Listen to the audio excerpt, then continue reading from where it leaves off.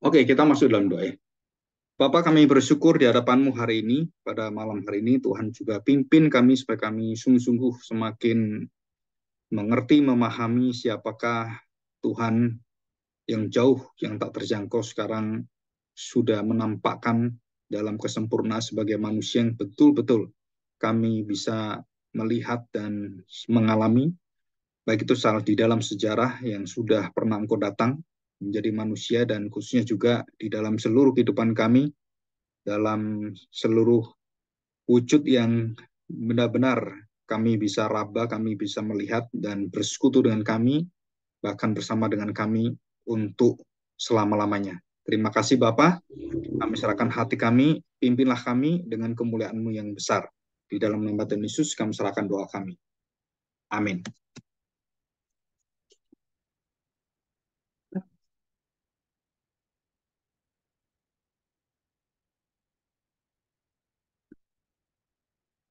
Ya, sorry saya tutup pintu karena suaranya storing.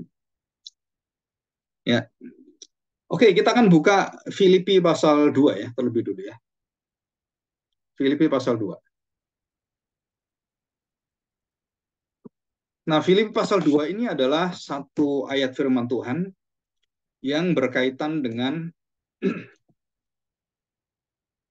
eh, kehinaan dan kemuliaan Kristus, atau kemanusiaan dan keilahian Kristus yang langsung Rasul Paulus itu ungkapkan ya. Nanti kita akan belajar beberapa istilah yang ada, yaitu tentang homoousios, terus dengan beberapa hal penting, dan ada bedanya dengan homoi, ya, usias atau isos atau usos atau isas ya. Nah, kita akan belajar bersama-sama tentang hal ini secara sederhana, dan kita mengerti artinya apa, dan kemudian kita akan masuk ke dalam pengertian secara biblika, secara Alkitab ya. Dan kemudian kaitannya dengan kita ini apa ya. Ini saya gambar beberapa diagram yang mungkin menolong kita untuk bisa melihat keterkaitan. Jadi tidak mungkin terlepas, baik itu di dalam diri Tuhan Yesus sebagai Tuhan dan juga sebagai manusia, dan juga berkaitan dengan pribadinya yang cuma satu ya, jadi tidak dua. Jadi Tuhan pribadi sendiri, manusia Tuhan Yesus juga pribadi sendiri. Pribadinya satu, tapi mempunyai kodrat, ya istilah kodrat bahasa Indonesia, bahasa Jawa juga. Kodrat itu artinya substansi ya, atau satu esensi, satu hakikat, satu keberadaan, being, ya dia ada. Nah, kita akan baca Filipi pasal 2. Filipi pasal 2 ayat yang ke-5. Perhatikan baik-baik. Ada satu penting ya, satu hal yang penting yang ingin Paulus ceritakan kepada kita, yaitu iman itu selalu berkaitan dengan kehidupan. Jadi kalau iman itu tidak kita alami, maka iman itu adalah iman yang pasif, yang mati nanti. Nah, di sini Paulus ingin kita belajar tentang hal-hal penting yang berkaitan dengan kehidupan kita di dalam Kristus, yang tidak terpisahkan, dan mungkin kita nggak sadar bahwa Kristus itu tidak pernah memisahkan dirinya dari diri kita. Baik kita berdosa, baik kita melawan Kristus, baik kita itu mungkin lupa dengan Kristus, kita ya mungkin lalai gitu kan, kita berjalan juga kita nggak pernah mikirin Kristus. Tapi kita harus tahu bahwa kita itu adalah orang yang sudah di dalam ikatan perjanjian dengan Kristus. Jadi inilah yang membuat kita itu percaya bahwa Immanuel itu bukan pada saat kita berdosa ditinggalin Tuhan gitu ya. Enggak, pada saat kita berdosa, Roh Kudus bersama dengan kita. Pada saat kita lemah, iman kita, Roh Kudus menguatkan kita, dan firman itu kemudian menyegarkan kita dan membuat kita itu semakin mencari kemuliaan Tuhan di situ. Ini ya. Filipi pasal 2 ayat yang kelima. Hendaklah kamu dalam hidupmu bersama, jadi bukan cuma satu dua orang ya, tapi hidupmu bersama. Perhatikan baik-baik. Dikatakan menaruh pikiran dan perasaan yang terdapat juga dalam Kristus Yesus. Jadi pikiran kita ini, perasaan kita itu ada di dalam seluruhnya dalam kontrol kekuatan di dalam Kristus. Nah, di dalam apanya Kristus? Pikiran kita harus bisa mengenal pikiran Kristus.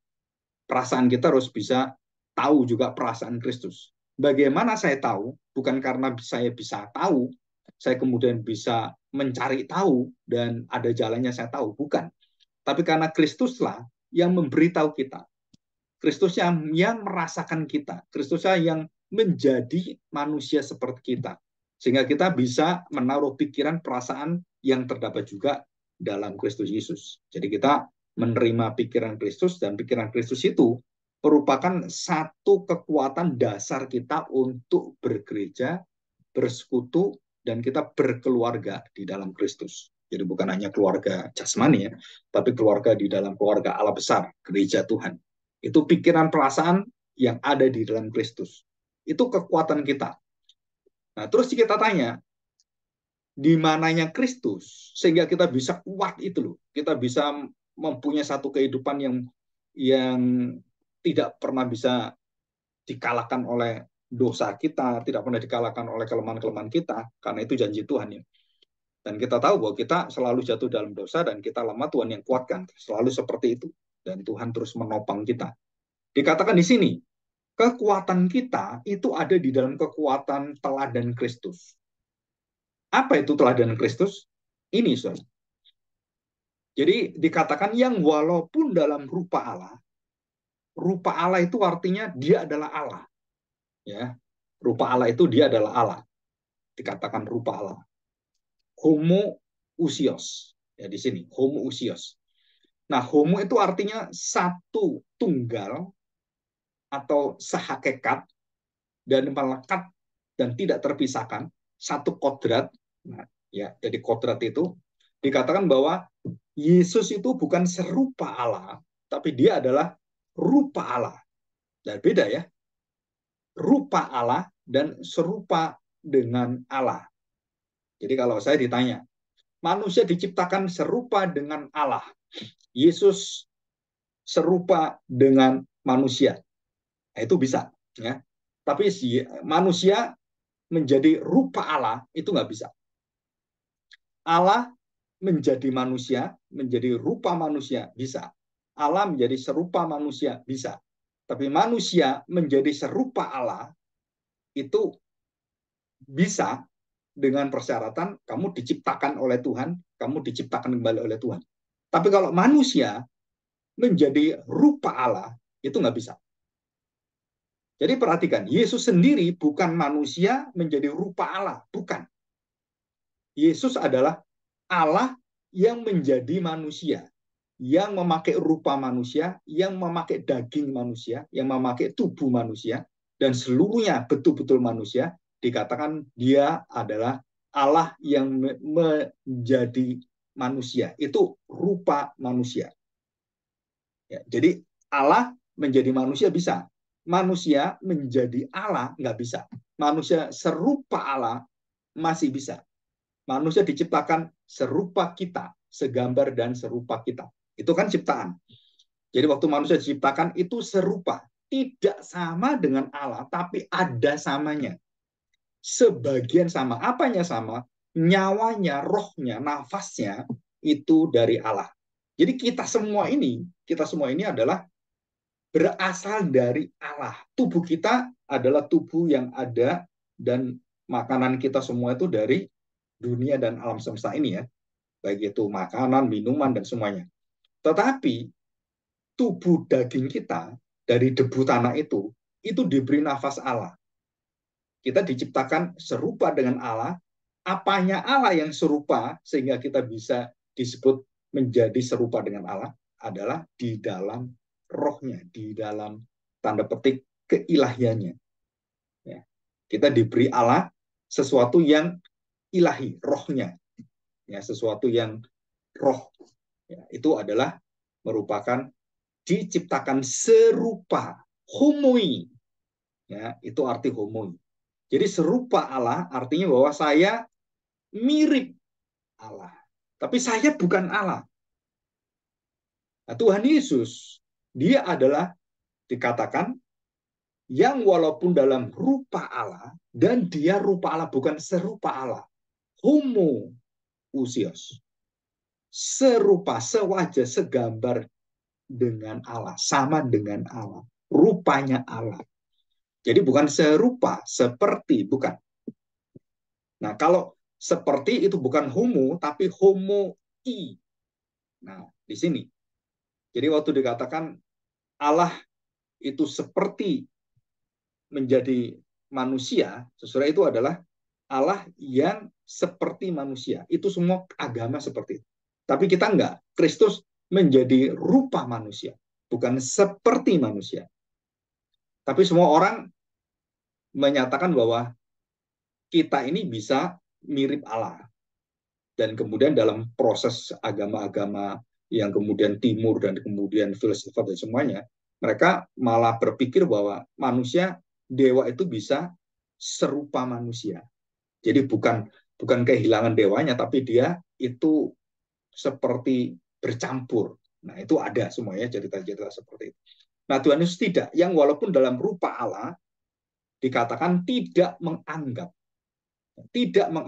dalam rupa Allah itu dia tidak menganggap, dikatakan di sini. Ya. Tidak menganggap rupa. Jadi rupa itu dalam bahasa Yunani itu form ya. Form itu morfim. Jadi form dikatakan. Wajah segambar wujud atau rupa Allah. Itu bahasa Yunani itu isa atau isos ya, homo isos ya. Nah, sama sekualitas sekeberadaan itu kalau molekulnya sama, air itu molekulnya sama, es itu satu molekul gitu kan. Dan juga kalau kena panas baru dia berpisah gitu kan. Nah, itu dikatakan isomer. Nah, kalau bentuknya sama, mukanya sama, bentuknya sama, dan semuanya sama. Seperti saya bikin robot, saya bikin sepeda. Nah, ini sepeda. Tapi kalau manusia itu segambar ya, bukan betul-betul sama persis, bukan. Kalau orang kembar itu mirip, serupa. Tapi kalau isomer itu enggak, itu betul-betul sama. Contohnya, saya bikin robot, saya bikin sepeda, dan semua sepeda itu ukurannya sama, pabrik sama, dibuatnya sama. Ya, ukurannya sama, isometrik, bentuknya sama, isomorf, ya, di situ. Dan kalau beberapa hal yang penting lagi, kalau kita lihat, nah, sebentar ya, kalau kita lihat bentuknya sama. Nah, kalau kita lihat segitiga juga sama, ya segitiga. Kita lihat ini. Nah, segitiga juga sama. Sama kakinya sama apa? Dua kakinya sama, yang satu nggak sama. Itu namanya iso, dikatakan di situ isosceles, ya isosceles triangle. Jadi kakinya sama, dua kakinya, yang satu nggak sama, dan itu bisa ya. Atau ketiga kakinya sama, segitiga sama sisi, itu betul-betul sempurna, ya sama sisinya. Itu lambang dari Tritunggal, simbol dari Tritunggal. Jadi menanggalkan diri dan dikatakan mengosongkan diri, itu artinya bahwa apa yang ada dalam dirinya, apa yang ada di dalam seluruh keberadaannya, waktu dikatakan yang walaupun dalam rupa Allah, tidak menganggap kesetaraan dengan Allah itu sebagai milik yang harus dipertahankan. Jadi dia memiliki rupa Allah, dia adalah Allah, tetapi dia tidak menganggap. Artinya apa? Dia tidak seperti mau menonjolkan. Dia mau meletakkannya, dia mau tidak memakainya gitu ya. Nah, di dalam bahasa yang selanjutnya itu lebih tepat dan lebih menguatkan lagi bahwa dikatakan bahwa ini adalah Allah yang mulia, yang tinggi, yang dia adalah maha sempurna, dia maha hadir, maha kuasa, tetapi dikatakan melainkan telah mengosongkan dirinya sendiri, mengambil rupa seorang hamba. Nah, mengambil rupa, ini dikatakan mengambil rupa itu apa? Homoi. Jadi bukan homo, bukan rupa Allah, tapi dia mengambil rupa manusia. Dia tidak menjadi manusia seutuhnya, dalam arti manusia yang berdosa itu tidak. Dia mengambil rupa manusia untuk mengambil dosanya. Kalau semua kemanusiaannya utuh sama, tapi bukan kemanusiaan sampai dosanya. Maka Alkitab memakai homoi, homoi mati. Nah, dikatakan ya pada poin yang keenam itu homoi mati. Apa artinya homoi mati? Seperti manusia dan tanpa dosa. Nah, kalau dia betul-betul rupa manusia, dalam dosanya juga sama. Tuhan Yesus tidak. Tuhan Yesus tidak homo dengan manusia yang berdosa, tapi dia homoi mati. Dia serupa. Nah, ini penting sekali. Kenapa penting? Karena begitu bercampur, kita langsung berpikir bahwa Tuhan Yesus bisa berdosa. Tuhan Yesus bisa melakukan hal-hal yang mungkin kita orang-orang penuh dengan kelemahan dan penuh dengan nafsu seksual gitu kan, dan bisa kebablas, dan banyak mengatakan Yesus itu bisa berimajinasi melihat wanita, terus kemudian berimajinasi dalam seksual gitu kan. Nah, saudara perhatikan, itu tidak akan terjadi dalam Kristus. Kenapa? Karena dia homoi mati. Jadi bukan homo anthropos atau homo andros gitu kan. Tapi dia homo imati. Jadi serupa manusia hanya di dalam dosa dan segala kegelapannya dia tidak ada. Nah, itu bedanya. Jadi dia memakai homo i bukan homo. Nah, saudara ini penting sekali ya. Nah, perhatikan. Saya ulangi ayat 6. Yang walaupun dalam rupa Allah tidak menganggap kesetaraan dengan Allah itu sebagai milik yang harus dipertahankan. Jadi Tuhan Yesus tidak kemudian memaksakan diri. Oh, ini ilahi, saya lagi sakit ini, saya lagi mengalami kesulitan. Saya pakai keilahian saya. Untuk apa? Untuk menolong saya, untuk membentengi saya. Supaya saya nggak lapar lagi, supaya saya nggak haus lagi. Saudara itu nggak bisa. Kenapa nggak bisa? Karena dia sudah mengerti apa yang harus dia lakukan, apa yang harus dia kerjakan, dan semua pekerjaan dia kerjakan itu perintah Bapaknya. Dan semua detail. Semua hal yang dia lakukan dan sampai apapun itu sudah dinubuatkan, sudah diberitahukan dan sudah diproyeksikan, disaksikan nanti akan terjadi.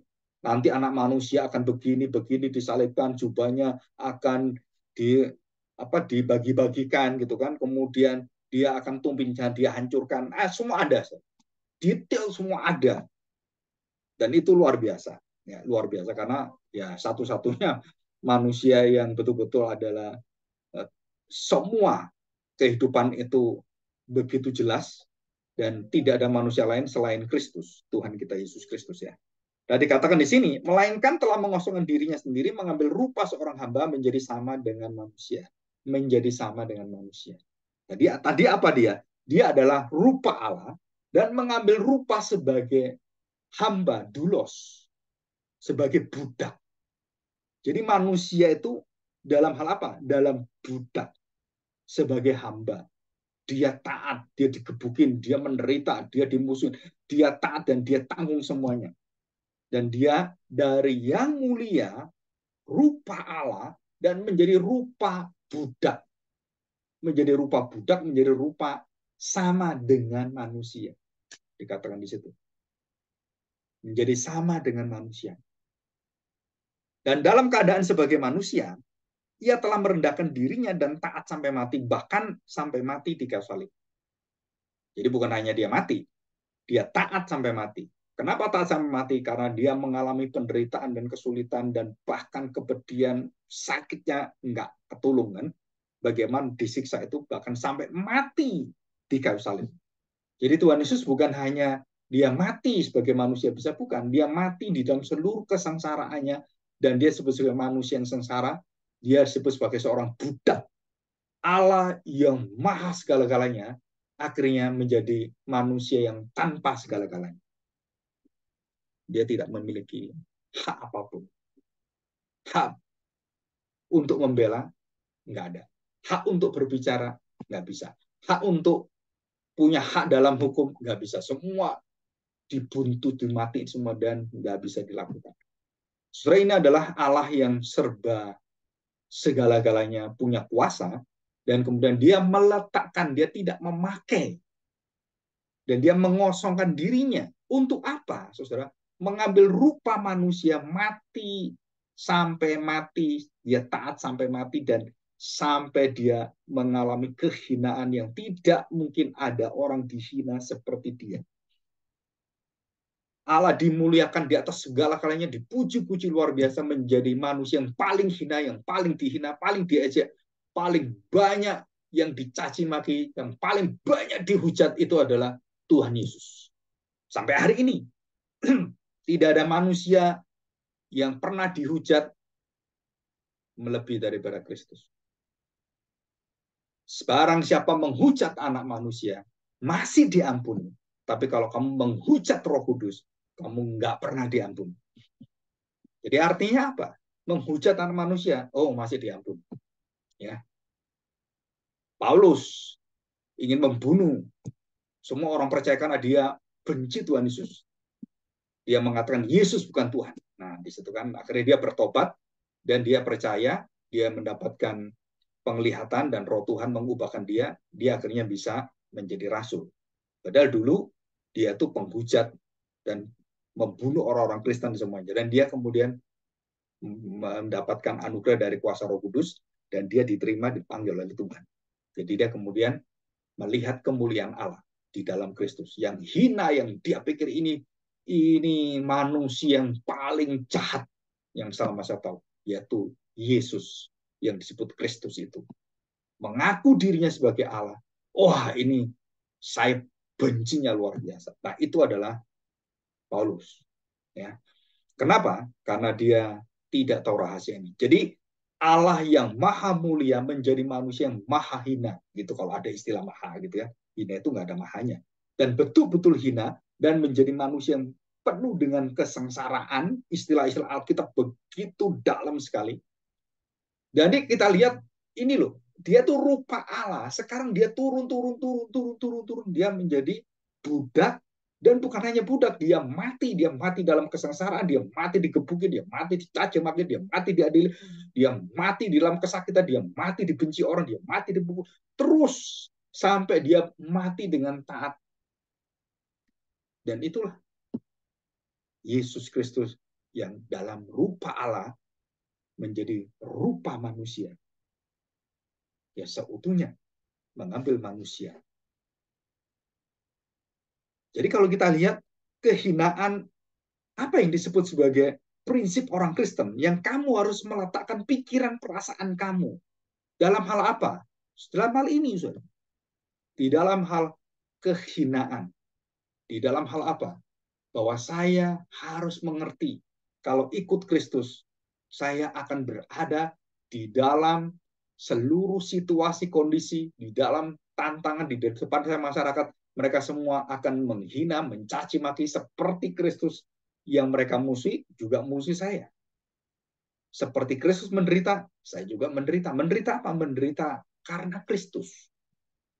Ya. Oke, nah kita lihat ini ya. Jadi dikatakan di sini, tujuannya apa? Kehinaan Kristus itu, terus Tuhan Yesus mengambilnya dan Bapa meminta dia harus menanggung dosa, dia harus mengambil semuanya. Satu kemalangan, satu kepapaan, gitu kalau kita ngomongnya. Istilah kepapaan. Aduh, satu kehinaan yang luar biasa. Sampai dia ambil, dia mati, dia dihina, digantung, kemudian dihukum mati oleh pengadilan agama, pengadilan Romawi, semua sama, mati semua. Itu termasuk artinya di dalam hukum Taurat dia harus mati. Dalam ritual dia harus mati. Dalam hukum sosial dia harus mati. Di dalam hukum penghinaan dia menghujat Allah. Di dalam hukum Romawi dia meninggalkan diri seperti kaisar. Ya, kalau dia sebut raja itu berarti kamu sama dengan kaisar. Raja itu kan tertinggi. Kamu berarti mau menggantikan saya. Nah, namanya subversif. Hukumannya mati. Di Romawi sama. Jadi Tuhan Yesus dimanapun waktu dia disebut sebagai dia adalah Allah Maha Tinggi, dia adalah Raja, dia adalah Tuhan, the Lord, apa seperti itu semua. Sebenarnya itu adalah kematian bagi Tuhan. Bagi Tuhan Yesus itu adalah panggilan kematian di dalam penderitaan. Dan akhirnya dia mati. Dan kalau kita lihat, kekuatan kita adalah waktu kita meneladani, mengerti, dan menaruh pikiran perasaan Kristus yang penuh dengan rahasia itu, yang walaupun dalam rupa Allah, dia tidak menganggap kesetaraan rupanya itu, dan dia mengosongkan dirinya, dia menanggalkan dan tidak mengaktifkan istilah, kalau kita istilahnya, jadi keilahiannya itu tidak diaktifkan, dia tidak tidak memakainya, jadi tidak mau memproyeksikannya, mengeluarkannya itu, padahal dia bisa menenangkan ombak, terus menyembuhkan orang buta, tuli, bisu, lumpuh, semua dia sembuhkan. Pada saat dia berada dalam penderitaan, dia tidak memakai dan dia mengatakan, inilah kemuliaan anak Allah yang maha tinggi. Dan dengan kemuliaan inilah, Yesus layak disebut sebagai di sini. Ini, ya. Ayat 9. Itulah sebabnya kematiannya rupa menjadi doulos, budak itu menjadi manusia sama dengan seperti manusia di dalam seluruh dosa-dosanya. Dan dia tidak pernah berdosa. Dia bukan dalam rupa homo usiosnya manusia, tapi homo matinya manusia. Ya, surah dikatakan itulah sebabnya Allah, Bapaknya Allah sangat meninggikan dia dan mengaruniakan kepadanya nama di atas segala nama. Saya tanya sekarang, bolehkah ada orang menyelamatkan dan kemudian dikatakan, oh selain Yesus ada yang menyelamatkan? Saya tanya, apa syaratnya? Nama yang menyelamatkan. Dan tidak ada nama lain selain nama dia. Di bawah kolong langit ini. Apa syaratnya? Harus mau mati menderita untuk seluruh dosa umat manusia. Ada nggak yang seperti itu? Mau nggak seperti itu? Nggak ada satu orang pun yang bisa melakukan itu. Dikatakan itulah sebabnya Allah sangat meninggikan dia dan mengaruniakan kepadanya nama di atas segala nama. Terus dengan nama itu ngapain kita? Dengan nama itu terus kita ngapain? Sebenarnya dikatakan supaya dalam nama Yesus, nah ini semua, segala sesuatu, semua makhluk, orang Kristen bukan orang Kristen, termasuk di situ para malaikat yang jatuh dalam dosa maupun iblis semuanya, saudara, supaya dalam nama Yesus segala yang ada, bukan hanya manusia, segala yang ada, bukan hanya kita manusia berdosa atau kita orang-orang yang sudah mengenal Kristus, bahkan segala yang ada di langit, apa itu? Malaikat-malaikat semuanya. Dan yang ada di atas bumi dan yang ada di bawah bumi, setan iblis semuanya itu lambangnya kan di bawah laut, bumi, laut. Dan itu adalah kerajaan kegelapan. Itu adalah setan-setan, kalau orang ngomong jin, kuntilanak, wah macam-macam gitu kan. Itu semuanya di dalam apa? Di dalam kontrol, dan mereka semuanya akan mengucapkan, bertekuk lutut, menyembah. Nggak mungkin nggak menyembah. Siapa yang disembah? Yang dihina mereka, yang dalam wujud rupa kesengsaraan, dan tidak ada seorang pun yang mau melihat pun nggak mau, ini manusia pun bukan gitu kan, seperti binatang, bentuk mukanya, aduh, itu penuh dengan luka, penuh dengan darah, aduh mengerikan sekali. Kemarin saya melihat satu tayangan dari apa ini Israel ya, dan waktu mereka tunjukkan bagaimana namanya orang-orang jahat itu kemudian membunuh terus memenggal kepala anak-anak, aduh, saya waktu melihat di kamar tidur itu anak kecil kepalanya nggak ada, seorang itu ditembak orang tuanya, rasanya itu hina sekali manusianya. Langsung saya mengerti. Dan itu lebih hina lagi adalah Kristus yang dipajang, yang digebukin, diolok, kemudian dicambukin. Padahal itu adalah Allah yang menciptakan engkau. Di situ. Nah, saudara, ini adalah satu kedalaman perjalanan spiritual. Kita merenungkan itu. Jadi dikatakan bahwa di dalam nama Yesus, semua nama Yesus, semua orang, segala yang ada di langit, di atas bumi, dan di bawah bumi, semuanya, dan segala lidah, nah ini manusia ya, mengaku Yesus Kristus adalah Tuhan bagi kemuliaan Allah. Ini hal-hal yang luar biasa sekali. Oke, dalam perkataan ini, dalam seluruh apa yang saya jelaskan ini, saudara, kita akan masuk di dalam lebih detail gitu ya. Dikatakan di situ. Nah, istilah mengosongkan diri itu artinya bahwa dia tidak menonjolkan. Dia tidak memamerkan dengan kemauan dia sendiri. Saudara, kita menjadi orang Kristen, itu kadang-kadang kita nggak sadar kalau kita punya Tuhan itu kadang-kadang harus dipamerkan dan harus apa ya, disaksikan betul.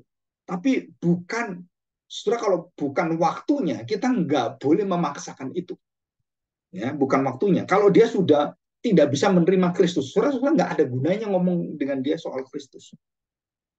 Saudara lebih baik berdoa dan memberikan kesempatan supaya orang itu kemudian diubahkan oleh Tuhan. Karena semakin kita ngomong, kita semakin dipukuli. Semakin kita ngotot, mereka akan semakin akan bunuh kita gitu kan. Jadi kita harus mengerti bahwa ada batas-batas di mana seperti Kristus kita harus berdiam diri, kita taat, dan apapun yang mereka lakukan membenci Kristus pasti membenci kita. Nah, setelah itu satu hal yang penting sekali. Oke, kita akan melihat rahasia ini ya. Nah, saudara perhatikan ini. Nah, Bapak Gereja yang bernama Eusebius dari Kaisaria itu keliru mengartikan homosios yang dikatakan tadi, bukan homo tapi homoi. Ya, dia mengatakan bahwa Yesus itu mirip, similar, ya. Nah, kita sudah belajar 6 aliran sesat. Yang 6 aliran sesat yang ada, yang pernah kita pelajari, yaitu ini ya. Nah, ini Ebionisme, Arianisme, Nestorianisme. Kemudian Doketisme, Apolorianisme, Eutikianisme. Nah, saudara, ini semua aliran ini sesat dibagi menjadi dua. Intinya, kedua sisi ini tidak percaya Yesus adalah Allah, dan sebelah kanan tidak percaya Yesus adalah manusia. Atau di bawahnya betul-betul Allah dan betul-betul manusia dengan dua pribadi. Atau seperti Eutikianisme mengatakan Yesus menjadi satu makhluk bercampur antara manusia dan Allah. Nah, itu di situ. Jadi ini satu ajaran yang begitu rusaknya luar biasa. Ebionisme mengatakan Yesus bukan Allah, titik. Arianisme, ya dia bukan Allah, tetapi dia bisa menjadi seperti Allah. Homoi, usios, miliknya Allah. Jadi bisa seperti, tapi dia bukan Allah, bukan. Tapi dia bisa melakukan, kalau Allah memakai dia, terus Allah memberikan kuasanya, dia bisa menjadi tanda petik Allah yang sementara.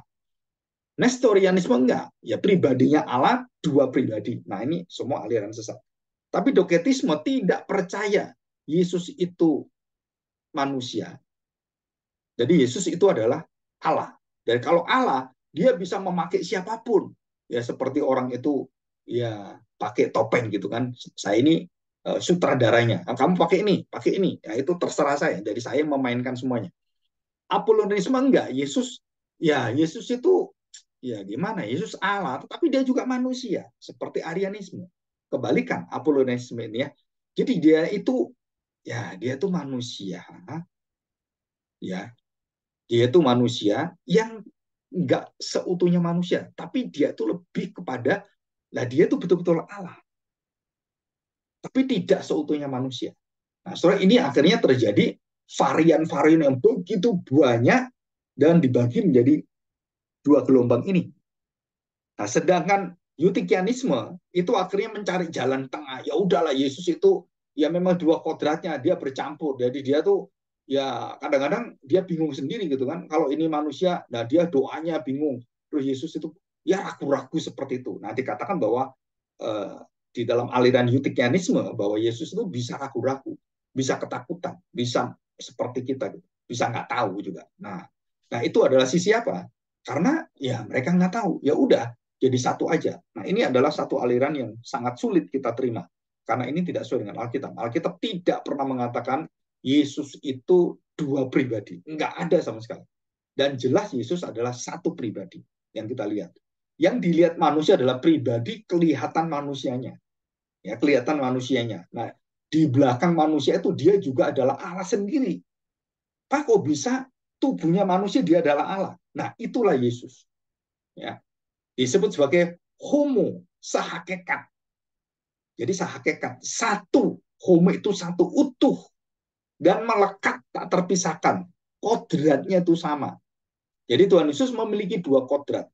Dan kodratnya itu, masing-masing itu mandiri. Dan tidak saling apa ya menonjolkan diri, kemudian mendesak yang satu, mendesak yang lain, atau menyepelekan yang satu. Enggak. Itu betul-betul terjadi di dalam kerelaan, kebebasan, begitu merdeka, begitu sukacita, dan harmonis dalam pribadinya. Jadi dia sendiri yang mengatur. Kalau dia mengatakan anak tidak tahu waktunya, Bapak lebih besar dari anak. Saudara, itu semua adalah dia sedang berbicara di dalam mengosongkan diri, tidak mengakui kesetaraan di dalam rupa Allah itu menjadi miliknya, dan dia mengatakan, aku tidak tahu, hanya Bapak yang tahu. Jadi saudara, itu adalah dari sisi dia manusia seutuhnya, dia mengatakan dia betul-betul nggak tahu. Karena dia manusia yang serba terbatas pengetahuannya. Ya. Nah, saudara, kalau kita lihat arti homo itu yang lebih simpel dalam bahasa aslinya. Saudara, dada dan perut itu kan beda. Ini dada, ini perut. Ya beda, dada, perut, ya perut. Tetapi dada dan perut ini homo dalam tubuh kita. Bisa ngerti ya? Jadi unsurnya semua sama, tapi namanya ini dada, ini perut. Atau tangan dengan kaki. Atau telinga dengan mata. Semua itu tubuh yang sama. Nah, saudara perhatikan, waktu Rasul Paulus mengatakan gereja adalah di dalam satu homo. Homo apa? Di dalam satu kesatuan, satu Tuhan, satu iman, satu Bapa, satu baptisan, satu roh, dan satu Kristus, satu kebangkitan, satu kelahiran, satu kematian, satu kuasa kemuliaan. Itu semuanya adalah kita memiliki tubuh Kristus yang sama. Jadi dada dan perut, kepala, mulut, kaki, ini semua adalah tubuh Kristus. Nah, itu artinya di situ. Atau kita bisa lihat ke identik gitu ya, sangat dibedakan. Identik ya, identik. Nah, justru perhatikan identiknya di mana? Identiknya di usianya. Homonya di mana? Di statusnya, di keberadaannya. Jadi tubuhnya ini terdiri dari bermacam-macam. Oh, ini ada dadanya, ada perutnya, ada tangannya, ada kakinya, di dalamnya ada jantung, ada semua, ada macam-macam gitu. Ada mata, ada pipi, ada telinga, ada dahi, ada alisnya, ada bulu matanya, ada semua. Nah, saudara, itu semuanya. Tapi semua ini adalah homo, menjadi satu kodrat. Jadi satu. Ini kodratnya, homo, satu hakikat. Jadi Kristus itu di dalam satu hakikat pribadinya, sifat kemanusiaan dan sifat kodrat keilahiannya itu dalam satu pribadi. Sah menjadi satu pribadi yang tergabung dan dia kemudian seimbang dan saling mengasihi, dan dua pribadi dalam satu pribadi dua kodratnya ini saudara itu tidak pernah bertabrakan, tidak pernah saling menyangkali dirinya, nggak ada. Itu semua satu di dalam pribadinya. Nah, pribadi Kristus, nah ini nanti saya jelasin di diagram. Nah, pribadi Kristus yang memiliki dua kodrat itu terikat. Nah, perhatikan, saudara, itu terikat dengan apa? Dengan kodrat keilahian dia dengan Bapa dan Anak. Dengan Bapa dan Anak. Jadi perhatikan, pribadi Kristus memiliki dua kodrat, manusia dan Allah, seutuhnya bergerak dengan bebas dan diatur oleh pribadi Kristus. Ya.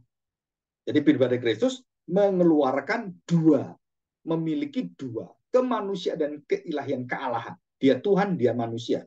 Dan dua kodrat satu pribadi ini betul-betul seimbang, seharmonis, dan tidak saling menindih, tidak saling bercampur, tidak saling mempengaruhi dan kemudian merusak semuanya. Enggak, tapi ini satu.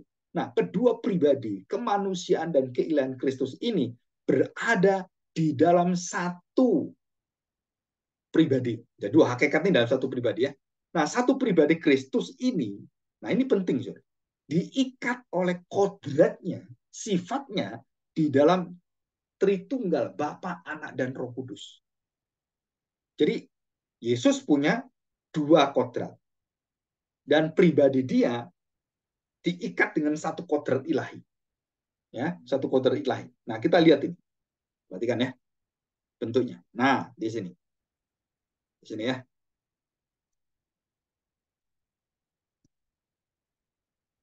Nah, di sini. Nah, kita lihat. Bapa, Roh Kudus, Allah sebelah kiri. Yesus berada di tengah.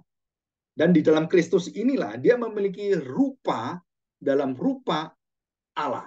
Dan dia juga sekodrat rupa manusia. Nah, artinya bahwa dia memiliki rupa manusia dan dia menjadi manusia, bukan manusia yang 100% manusia dalam dosanya, bukan. Tapi dia menyerupai manusia dalam rupa manusia dan manusia yang sesungguhnya tanpa dosa. Dikatakan ini, tanpa dosa, taat sempurna, mati, dan dia mempunyai hak kesulungan di dalam kelahiran tanpa dosa. Di dalam kematian, kematian di dalam mengaku dosa kita. Dalam kebangkitan, dia dimuliakan dan tubuhnya itu menjadi tubuh milik kita di dalam kesulungan, ya, di situ.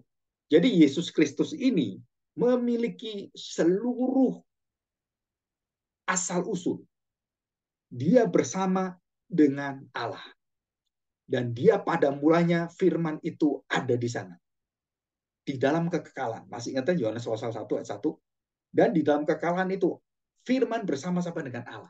Dan dikatakan selanjutnya, firman itu adalah Allah. Nah, ini sekodrat hakikat. Jadi pribadi Kristus diikat oleh seluruh kesempurnaan, kemahakuasaan, maha hadir, maha segala-galanya di dalam Tritunggal, Allah Tritunggal.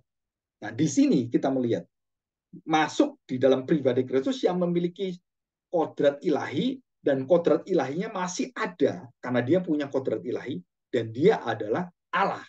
Ya, dia adalah Allah. Dan kemudian muncullah dia dilahirkan, kemudian dia menjadi manusia, dia besar dan dia mengemban tugas dari bapaknya dan dia mendapatkan kemanusiaannya. Dari manakah kemanusiaan Kristus ini? Yang dulunya belum pernah dilihat manusia, yang dulunya tidak pernah ada orang lahir sempurna seperti Kristus, sekarang ada lahir. Nah, saudara perhatikan baik-baik. Jadi seluruh daripada ini dari mana? Saudara, itu semua berasal dari Allah Tritunggal. Dan Kristus ini kemudian diberikan pengutusan. Kamu menjadi manusia. Dan siapakah yang menjadikan Yesus itu kemudian menjadi manusia? Saudara, adalah Roh Kudus. Bapa yang memerintahkan, Roh Kudus yang mengerjakan. Dan kemudian Roh Kudus memberikan kekuatannya, kuasanya, dia menaungi Maria, dan dia memberikan kemanusiaan Kristus yang sudah ada sejak dalam kekekalan. Dalam rupa apa? Di dalam satu kesatuan, di dalam kodrat ilahi. Jadi kemanusiaan Kristus itu bukan ujuk-ujuk kemudian diciptakan. Enggak. Dan kemudian ada dari mana ini ada? Ada di dalam siapa? Dan mengapa dia ada? So, ini semua adalah satu misteri yang luar biasa, bahwa kodrat Kristus manusia itu dianugerahkan dan diberikan, kemudian dipersembahkan oleh Bapa dan Roh Kudus, kemudian Yesus mengambilnya dan dia mau menjadi manusia. Jadi bukan sesuatu yang baru. Kenapa? Karena kemanusiaan Kristus itu dipercaya bahwa tidak mengubah apa yang ada dalam dia, dan dia kekal. Dan selama-lamanya dia kekal. Jadi Kristus waktu sebelum semua ada, banyak orang bertanya, Pak, kalau Bapak menerangkan bahwa sejak kekekalan Yesus itu memanggil Allah di dalam Tritunggal itu, dia memanggil Bapa itu sejak kekal. Iya, kenapa saya kata sejak kekal? Loh, kenapa dalam perjanjian lama kok nggak dikatakan diajarkan menyebut Allah Bapa itu? Saudara perhatikan, bukan tidak diajarkan, ada, cuman di dalam proses sebelum Yesus menjadi manusia, maka rahasia hubungan kekal Bapa, Anak, Roh Kudus, termasuk menyebut anak menyebut Bapa dan kita disuruh menyebut Allah adalah Bapa kami. Saudara, itu baru ada, baru bisa setelah Yesus menjadi manusia. Rahasia ini dibuka oleh Tuhan setelah dia menjadi manusia. Jadi seluruh nabi-nabi hanya tahu samar-samar. Allah itu Bapa, ada semuanya. Ahab namanya, semua nama, ya, semua nama yang berkaitan dengan Abba, Yoab, ya, Ye, Abba, Allah adalah Bapa, Bapa adalah Allah, gitu kan? Itu ada semua, termasuk Roh Kudus juga sama. Saudara, sebenarnya ada di dalam Alkitab, ada dalam Perjanjian Lama, cuman itu nggak jelas. Dan cuman ada di nama, ada di mana-mana. Dan itu saudara bisa pelajari. Norman Wright itu menuliskan ini dengan bagus sekali. Roh Kudus dalam Perjanjian Lama, terus kemudian Father, Holy Father di dalam Perjanjian Lama, dan konsepnya, dan seluruhnya itu ada semuanya. Termasuk Kristus Sang Mesias ada dalam Perjanjian Lama, yang paling jelas. Jadi waktu Yesus menjadi manusia, dan kemudian dia mengajar bahwa sebutlah Allah itu sebagai Bapa kami. Saudara, itu bukan pada saat Tuhan Yesus hanya mengajar saat itu dalam doa Bapa kami, Matius pasal 6 ya, sampai pasal 7 dan seterusnya. Khotbah di bukit itu kan. Nah, kalau kita lihat apa yang terjadi, bahwa Yesus waktu menjadi manusia mengungkapkan, membuka tabir rahasia yang besar sekali. Apa itu? Kita menyebut Allah Bapa seperti Yesus menyebut Allahnya Bapa. Jadi sejak kekekalan, Yesus menyebut Allah itu Bapa yang pribadi pertama dan Roh Kudus pribadi kedua. Dan Bapa menyebut pribadi kedua adalah anak, menyebut pribadi kedua adalah Roh Kudus. Dan itu di dalam kekekalan. Sekodrat, sesifat, dan tak bisa dipisahkan. Namanya Echad. Usios, satu hakikat. Satu tunggal, sehakikat. Ya, saudara, Echad itu tunggal, Usios itu sehakikat. Echad hakikat. Ya, kemudian dalam rupa Allah, dalam rupa manusia, apa yang kita tahu? Saudara, ini satu rahasia yang nanti akan ada efeknya bagi kita. Kekuatannya efeknya bagi kita. Apa itu? Nah, kita nanti kan Yesus memiliki rupa Allah dan dia adalah Allah karena rupa bukan serupa, dan dia adalah rupa Allah, gambar wujud Allah di dalam Ibrani pasal 1 ayat 3. Nah, Saudara perhatikan. Dan gambar wujud Allah itu menjadikan dia tidak pernah terlepas dari Bapa dan Roh Kudus. Di dalam kematiannya, di dalam seluruh waktunya, waktu dia dibaptis, Roh Kudus datang, Bapa mengatakan, inilah anakku, kepadanya aku berkenan. Dan waktu dia mati, dia dibangkitkan, Bapa, Roh Kudus, dan anak sama-sama membangkitkan di situ. Nah, kemudian kita lihat apa yang Yesus lakukan tanpa dosa, dan dia memang tidak ada dosanya. Dan dia sempurna, taatnya sempurna. Sempurna sampai mati, taat sampai mati. Dan dia kemudian menjadi yang sulung. Jadi orang yang lahir sulung tanpa dosa. Orang yang berjalan dalam hidupnya tanpa dosa. Dan orang pertama yang mengangkut seluruh dosa umat manusia. Dan orang terakhir yang bisa mengangkut dosa manusia. Dan kemudian dia berhak di dalam kesulungannya. Waktu dia bangkit, dia punya hak kesulungannya. Jadi dia bangkit, dialah orang yang bangkit pertama kali dengan tubuh kebangkitan yang masuk dalam kekekalan. Dan itu adalah Kristus. Nah, saudara, ini semuanya, perhatikan ya, ini semuanya nanti dirupakan. Nah, saudara, ini penting. Nanti akan dirupakan kepada setiap orang yang percaya kepada dia. Menjadi sekodrat, kemudian sehakikat dalam arti serupa dengan Kristus. Jadi kita nanti tidak akan berdosa, kita tidak akan mati, kita akan dibangkitkan, dan tidak ada air mata, tidak ada lagi semua perkabungan, dan penuh dengan sukacita. Dan itu semua dijaminkan oleh Tuhan. Kenapa?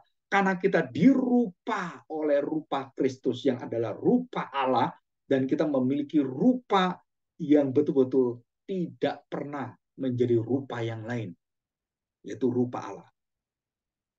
Nah, saudara, bagaimana caranya? Kita dimeteraikan, kita diaminkan, dan kemudian kita dijaminkan semuanya bagi kita orang-orang Kristen yang percaya.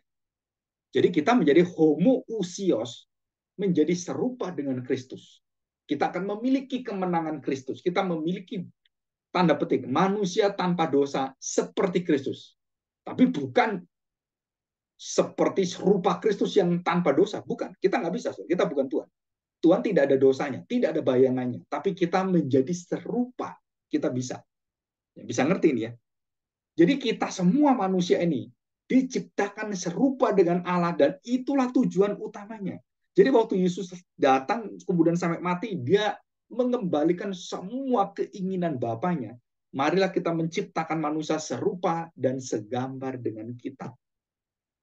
Dan saudara, itulah tujuan daripada Kristus, menjadikan semua orang-orang itu menjadi inilah anakku, kepadanya lah aku berkenan, dengarkanlah dia. Inilah yang paling aku cintai, aku kasih. Saudara, itu menjadi milik kita. Dijadikan menjadi milik kita. Bukan seperti Kristus yang melakukan itu, bukan. Kita dihisapkan.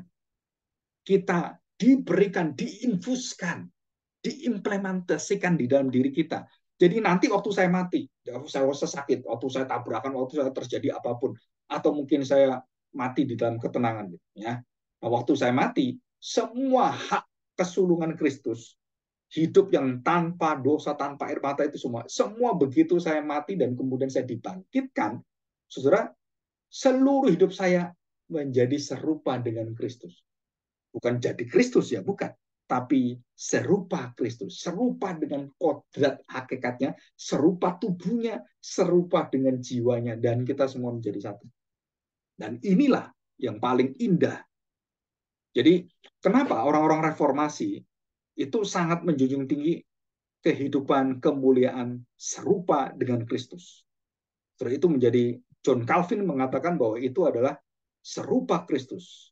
Satu dengan Kristus. Itu adalah satu keinginan Bapa yang paling mulia. Dan bagi kita itu adalah yang puncak tertinggi. Kenapa? Bersekutu dengan Kristus yang adalah rupa Allah dan kita mendapatkan seluruh rupa Kristus. Di dalam kemanusiaan itu dijaminkan dan dimeteraikan, diasuransikan, dan ditetapkan bagi kita. Jadi waktu saya mati, saya nggak pernah takut. Kenapa? Begitu saya mati, saya langsung bertemu dengan Tuhan.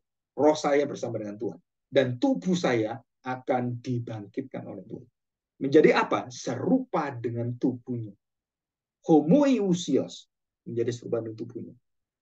Dan disitulah saudara kita menikmati kemuliaan Allah yang kekal di dalam seluruh kehidupan kita. Ya, jadi ini adalah satu keindahan sebenarnya di dalam seluruh kehidupan kita.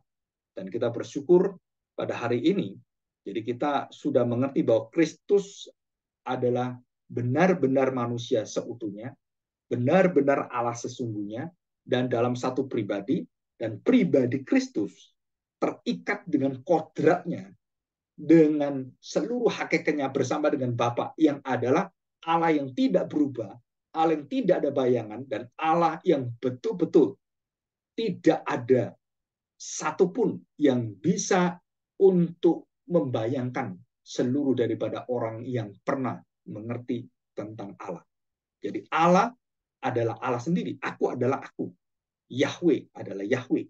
Nah, saudara, waktu dikatakan di sini berarti seluruh kehidupan Kristus itu dari manakah Kristus, mulai dari kelahiran, mulai dari semua pekerjaan dia sampai berhasil, saudara, itu semua adalah berasal dan diadakan di dalam hakikat kodrat keilahian Bapa, Anak, dan Roh Kudus.